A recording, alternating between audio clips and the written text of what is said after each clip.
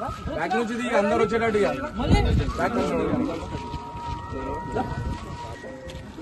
అందరికీ నమస్కారం.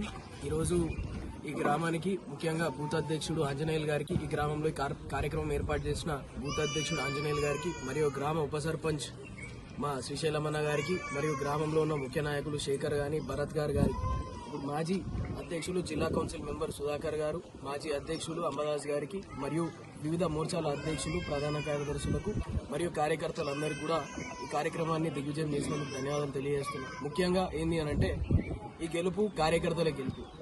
ఈ గెలుపు ప్రతి ఒక్క కార్యకర్త కష్టపడి, నేనే అంజిరెడ్డి, నేనే కుమరయ్య అని చెప్పి కష్టపడి కొట్లాడి తెగించి కొట్లాడిన గెలిచిన గెలుపు ఈ గెలుపు. చదువుకున్న ఓటర్లు భారతీయ జనతా పార్టీ వైపే చూస్తున్నారు. చదువు చెప్పే పాఠాలు చెప్పే లెక్చరర్లు కానీ, టీచర్లు కానీ భారతీయ జనతా పార్టీ వైపే చూస్తున్నారు. యావత్ తెలంగాణ కూడా భారతీయ జనతా పార్టీ వైపే చూస్తుంది.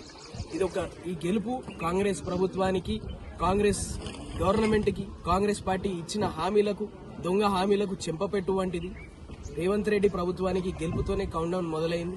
ఖచ్చితంగా చెప్తున్నాం, భారతీయ జనతా పార్టీ ఆధ్వర్యంలో, సదాశివపేట మండల శాఖ ఆధ్వర్యంలో ఒకటే మాట చెప్తా ఉన్నాం, ప్రతి గ్రామం మీద కూడా కాషాయ జెండా రేపరేపలాడించడమే మా లక్ష్యం అని చెప్పి, ఆ లక్ష్యం ఆ విధంగా పనిచేస్తామని చెప్పి తెలియజేస్తున్నా.